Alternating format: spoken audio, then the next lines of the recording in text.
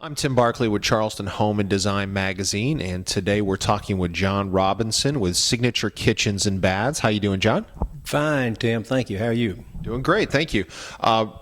You've invited us into this beautiful south of Broad historic home downtown Charleston, and that Signature Kitchens and Baths has done a large kitchen remodel. And but before we get into that, just tell our listeners, viewers, and readers a brief description of Signature Kitchens and Baths. Signature Kitchens and Baths is a 35-year-old local company that specializes in kitchen and bath renovations, cabinetry, countertops, and appliances. On this particular project, we were the general contractor and designer, and we carried this project from inception to completion. We relish working in a property like this, a historic home. This home was built in the 1790s by a cooper of barrels who built barrels for the thriving rice business in South Carolina for his eldest son. He built several homes in this area. One of the things that we wanted to do was to be true to the moldings and architecture of this house. The kitchen had been redone 20 or 30 years ago, and some of the moldings had been destroyed during that renovation, and this window had been closed up. We built a new window in the same place. The shutters had been closed from the outside and just left closed, like a window was there, but no window was there. So we restored that window. We restored all these beautiful casings, baseboards. We did structural work to make sure that this was going to hold up the house when we were through with it. And then we created this kitchen. Good deal. Well, that a lot of what you've just described really goes beyond what the average cabinet company or kitchen and bath company is typically capable of doing, and the fact that Signature Kitchens and Baths has a general contractor's license, that allows you folks to really do a turnkey project where you folks are keeping your eye on all of the details throughout all of the construction. Yes, that's correct. Jim McLean, the owner of our business, is a licensed general contractor. He started in this business more than 40 years ago, and he is one of the best structural men that I know anywhere. He is the force that gets these jobs done, and he does them right. He only knows how to do these projects the right way and on time. Now, Signature Kitchens and Baths, you folks are very well known for selling cabinetry to people, helping them with their countertop needs, and then there's your sister company, Signature Appliance, so you can help homeowners with high-end appliances and things like that. But this project really went well beyond just that scope, and involved quite a few different trades that fell under the Signature Kitchens and Baths umbrella. What trades were involved with a project like this? Every single trade that has to do anything with construction practically was involved in this project. We have a fantastic team of electricians. We actually hold our own electrical license as well. We have a plumber who works for us every day. We have painters, drywall people, floor people, lighting, cabinetry, countertops, the whole gamut. Tile work, that's correct. And we have a good team. We do jobs on time because our guys work together every day. They know how we work. Jim McLean likes to say we may have the painter standing on the plumber's back, but we're going to finish your project on time. Good deal. Okay, well, let's start our tour of this amazing kitchen renovation, and why don't we start with this what would you call this? It reminds me of an armoire. That's exactly what I call it. I call it a refrigerator armoire. The owner of the home likes more refined antiques and furniture. So one of the things that we thought about was what could they, and should they have done in 1790 if they'd had a refrigerator? They might have called it an ice box at the time, but it might have been a piece of furniture that had details that they could have accomplished. So we studied we looked and did some research on different pieces of furniture that were built in Charleston at the time, and then we took some of those details and we included them in this piece of furniture. It's the refrigeration. Go ahead and open that up for our listeners, viewers, and readers so they can, wow. So we've got a full-size freezer and a full-size refrigerator. Yes, and it looks like it's a freestanding armoire. And it's actually proportioned to the scale of an armoire. There were actually armoires that could have been made this big for ceilings this high, and that's how we accomplished this great look, period appropriate look for this kitchen. We didn't want to see a big stainless refrigerator, in this kitchen. Right. Yeah, and having a full-size freezer that a lot of people have like a small freezer or in the garage or something like that, and having a full-size freezer right there eliminates that. That's correct. And what's the brand on the refrigerator freezer? Well, this is one of our 95 lines of appliances that we carry at Signature Appliance, our sister company. These are Thermador appliances. This is the Thermador tower system, which is designed specifically to be completely concealed, where you don't see hinges, where it does not look like it's a refrigerator. It's called an integrated look. The other appliances are also Thermador in this kitchen, including the 36-inch all-gas range. The mechanism, the internal parts of the hood. This hood is supposed to simulate a chimney. It's supposed to look like a masonry structure with an exterior stucco finish. It's actually wood. We made it of wood and made it look like masonry. But the insides of this hood, the lights, the motors, the fans, the baffle filters are all Thermador. Gotcha. Okay. And then we've got this beautiful island right in front of us. Tell us about that. Well, thank you for asking. This kitchen is a design concept that we like to champion at Signature. This is a two-zone kitchen. We're in the food preparation area. The cleanup area is across the room in another place. There's another source of water. This is the vegetable sink. It's big enough to put a pot down in it and wash that pot out. So in this great little work area, we have food pantry, we have the cooking surfaces, we have our source of water and a disposal, and we have the refrigeration all here in this little area. Things that set a table, the dishes and glasses and the flatware, they live on the other side of the room that we'll see in a moment. Good deal. Well, let's talk about the pantry, because folks probably wouldn't be able to tell that this other smaller armoire looking piece looks like just a regular piece of furniture, and what you're about to demonstrate is this is actually the pantry for this kitchen. Yeah, that's correct.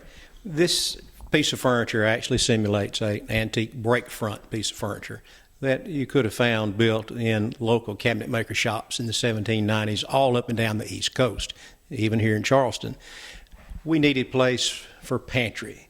We needed a place for the cereal boxes and for all those types of food storage things that you need in a kitchen, but we didn't want it to look like that. So we made this piece of furniture.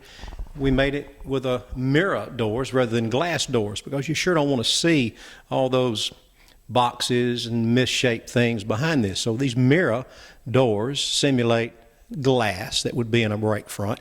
This Gothic design for the mullions of those doors is appropriate for Charleston because we do call it the Holy City. That's a design you see in a lot of churches that made its way into homes. Let's have our videographer kind of move over here so we can get a clear view of you demonstrating this unique pantry. Well, thank you, Tim. If you can see, you open it up, the pretty piece of furniture goes away, and we have the storage for all the things that it takes that you need in a kitchen to prepare food with. All the functionality that is required in a pantry. That's right, as well as these bases, these drawers pull out all together, and they're accessible from each side for more pantry storage. So these two stacks of drawers are actually two pantry pullouts. Very modern conveniences, but we hid them behind a traditional piece of furniture. Very good. Very keeping to the age of the home. Well, good. Well, this is the first zone that you were mentioning, the food preparation zone here, and we're going to go over here to the second zone of this kitchen and have you tell us about that. Great. Okay, John. You had mentioned that storage was very important to the family here, and you were limited because of all these windows here in the kitchen. Tell us about this bank of cabinets.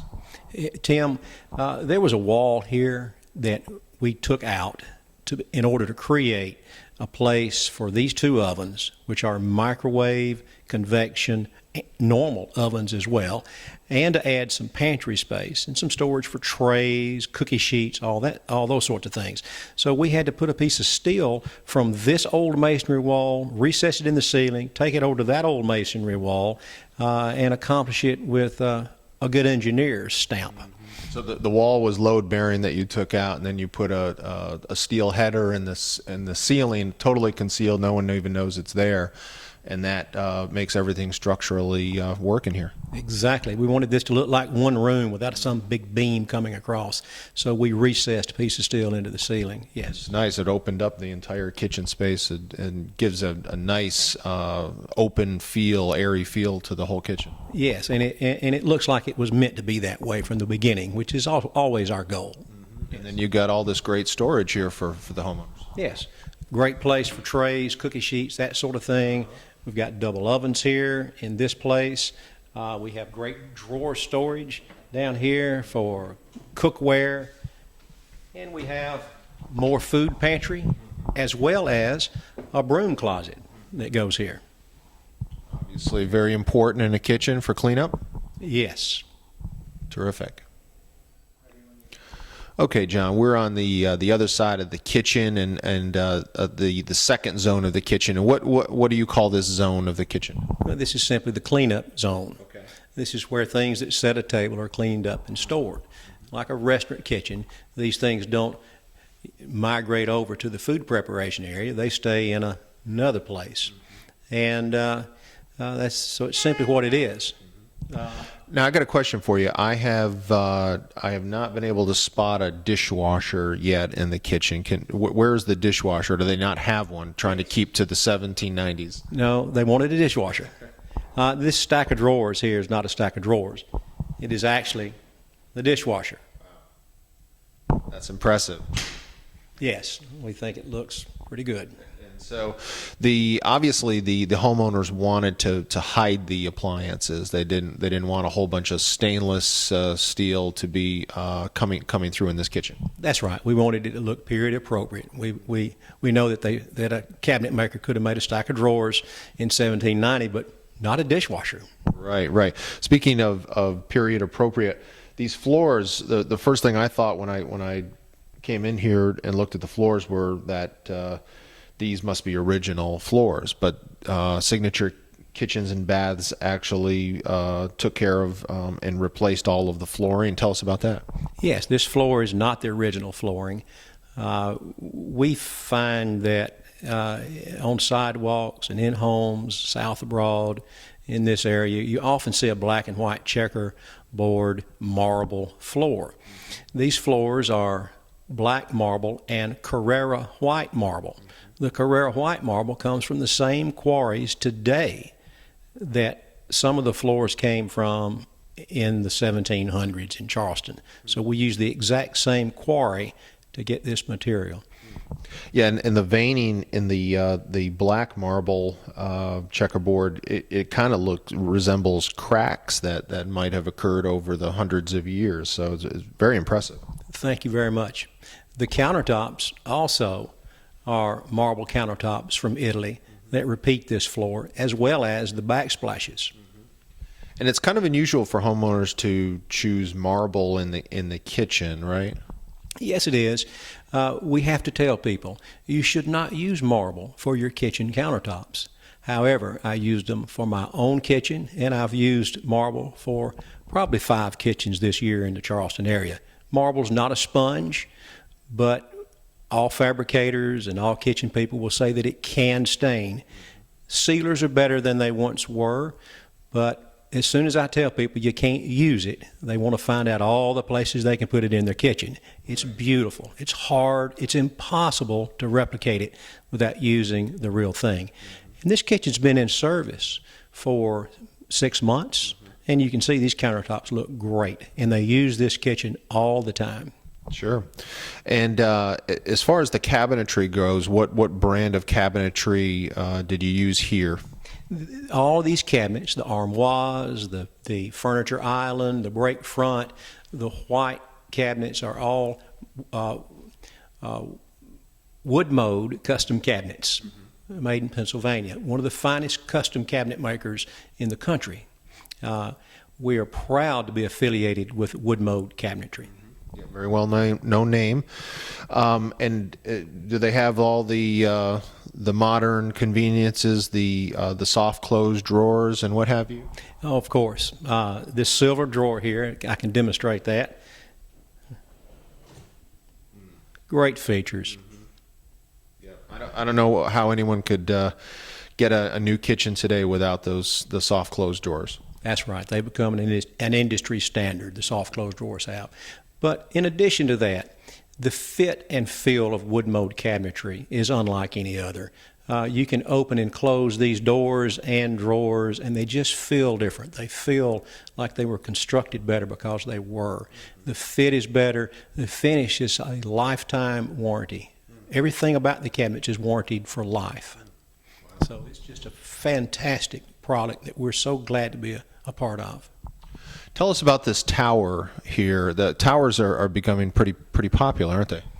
Yes, this one's a simple reason that we did this one this way. It's the only place in this room that there is a wall cabinet, really, in this area. So we wanted to maximize that storage. We have plenty of countertop, but we needed a good place for glasses and plates and dishes and for countertop appliances. And this tower serves as both.